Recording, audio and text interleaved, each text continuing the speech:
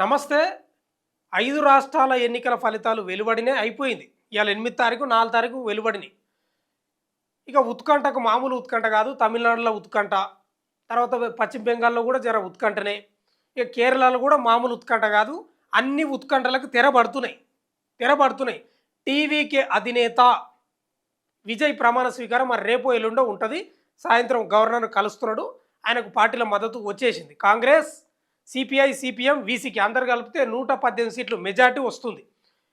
అధికారాన్ని చేపట్టడానికి లేదా ముఖ్యమంత్రిగా ప్రమాణ స్వీకారం చేయడానికి 118 సీట్లు ఆయన సంఖ్యాబలాన్ని తీసుకొని పోతున్నాడు. అంటే ఆ సంఖ్యాబలాన్ని నిరూపించుకుంటున్నాడు గవర్నర్ దగ్గరికి. ఇక కన్ఫామ్‌గా టీవీకే విజయ్ ప్రమాణ స్వీకారం ఇంకా రేపో ఎల్లుండో ఉంటుంది. కన్ఫర్మ్ అయిపోయింది. అది అయిపోయింది తమిళనాడు.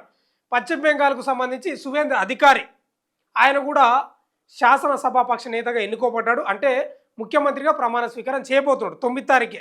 ఈయనది మాత్రం డేట్ తెలియదు విజయ్ది. ఇక కేరళ సీఎంది ఉంది ఇప్పుడు ఇక పంచాయతీ. ఈ 3 పెద్ద రాష్ట్రాలు కదా. ఇక అస్సాం, పుదుచ్చేరి ఉన్నాయి కానీ అవి అదేదేమో కేంద్రపాలిత ప్రాంతం, అదో చిన్న రాష్ట్రం. దాదాపు అక్కడ కూడా హీమంత్ బిశ్వ శర్మనే ఎవరు ఉన్నారు కదా, ఆయననే అవుతాడు. ఇప్పుడు కేరళ వార్త ఇది. కేరళ వార్తల విడి సతీశన్, రమేష్ చెన్నితల పేర్లు, కేసీ వేణుగోపాల్ పేర్లు ప్రధానంగా వినిపించినాయి. మరి ఎవరు చర్చలు గిర్చలు అన్నీ అయిపోయినాయి. ఒక వార్త వచ్చింది. ఆ వార్త ఏంటంటే ఇప్పుడు ఈ యూడిఎఫ్ ఏదైతే ఉంటుందో కాంగ్రెస్ కూటమి చాలామంది ఎమ్మెల్యేలు ఈ కేసీ వేణుగోపాల్కు మద్దతు తెలిపిరట. అంటే జై కొట్టిరట. ఆయననే ముఖ్యమంత్రి కావాలి, ఆయనకే మేము మద్దతు ఇస్తున్నామని. ఒక్కసారి మ్యాటర్ చదివినాక మళ్ళీ చివరిలో మాట్లాడదాం మనం. కేరళకు కాబోయే సీఎం కేసీ వేణుగోపాల్ ప్రమాణ స్వీకారానికి విజయ్ అంట. అబ్బో, కేరళలో కాంగ్రెస్ నేతృత్వంలోని యూడిఎఫ్ కూటమి ఘన విజయం సాధించడంతో కాబోయే సీఎం ఎవరనే విషయంలో సస్పెన్స్ కొనసాగుతుంది. అయితే కేరళ సీఎం పదవి రేసులో కేసీ వేణుగోపాల్ అందరికంటే ముందు ఉన్నారని తెలిసింది.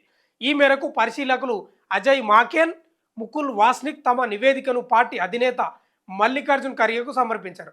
అయితే ఈ అజయ్ మాకెన్, ముకుల్ వాస్నిక్ను కేరళకు పంపించారు. అక్కడ అభిప్రాయాలు సేకరించండి ఎమ్మెల్యేలవి అని వాళ్ళని పంపించారు. వాళ్ళంతా డేటా సేకరించి ఆ డేటాను మల్లికార్జున ఖర్గే దగ్గరికి తీసుకుపోయారు.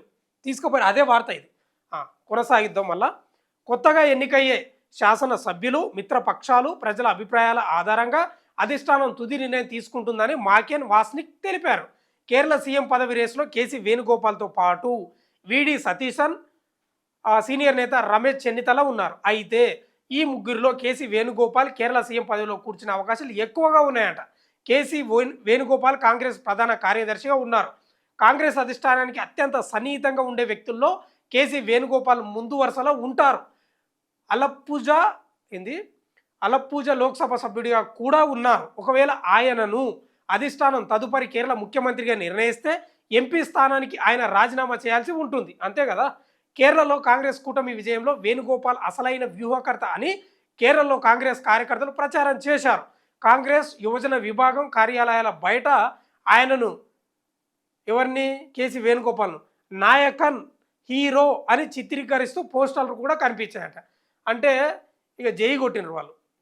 ఇదిలా ఉండగా కేరళలో కొత్త ప్రభుత్వం సోమవారం కొలువు తీరనుంది.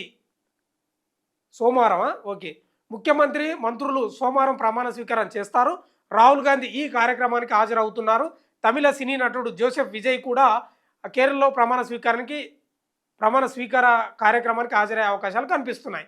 కాంగ్రెస్ పార్టీ డిఎంకేకు గుడ్ బై చెప్పి టీవీకేకు మద్దతు ప్రకటించిన సంగతి తెలిసిందే. 140 స్థానాలున్న సభలో యూడిఎఫ్ ఘన విజయం సాధించింది. సొంతంగా 63 స్థానాలు, ఇండియన్ యూనియన్ ముస్లిం లీగ్ 22, కేరళ కాంగ్రెస్ 7 వంటి మిత్రపక్షాలతో కలిసి 102 స్థానాలు గెలుచుకుంది. పినరాయి విజయన్ నేతృత్వంలోని సిపిఎం లెఫ్ట్ డెమోక్రాటిక్ ఫ్రంట్కు కేవలం 33 స్థానాలు మాత్రమే లభించాయి. అయితే కేరళ ఈ సంకీర్ణం అనేది ఏం లేదు, మంచి మెజార్టీ ఉంది.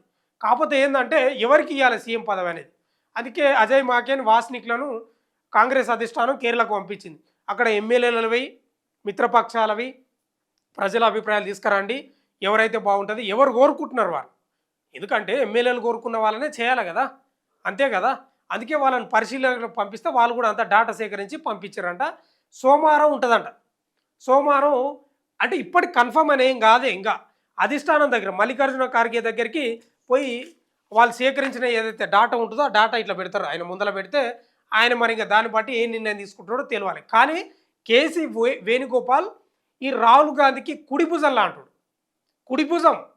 కాంగ్రెస్ పేరు మీకు దేశంలో వినిపిస్తే కాంగ్రెస్‌ల నాయకుల పేర్లు మీరు తీసుకుంటే సోనియా గాంధీ లేదా ఫస్ట్ ఉన్న మల్లికార్జున ఖర్గేనే తీసుకుందాం. సోనియా గాంధీ అంటే కొంత యాక్టివ్‌గా లేదు కాబట్టి. మల్లికార్జున ఖర్గే, తర్వాత రాహుల్ గాంధీ, తర్వాత వినిపించే పేరు ఎవరు తెలుసా? కేసీ వేణుగోపాల్. కుడి భుజం. లోక్సభలో చాలా బలంగా మాట్లాడే వ్యక్తి. మరి ఆయనను రాహుల్ గాంధీ వదులుకుంటాడా అనేది ఒక ప్రశ్నార్థకం. చూడాలి మరి. ఎందుకంటే అన్ని సలహాలు, సూచనలు ఏదైనా విషయాన్ని గ్యాదర్ చేసి ఆయనకు వివరించడంలో చాలా చా చాలా సహాయం చేస్తాడు. విశ్వాస పాత్రునిగా ఉంటాడు. ఎవరు? కేసీ వేణుగోపాల్. మరి ఇక రాహుల్ గాంధీ ఒప్పుకుంటాడా? ఆయనను సీఎంగా చేయడానికి వదులుకుంటాడా? ఆయన కుడి భుజాన్ని తీసేసుకుంటాడా అనేది వేచి చూడాల్సిన అంశం అయితే ఉంది. ఇంకా అది కూడా రేపు ఎల్లుండో తెలిసిపోతుంది.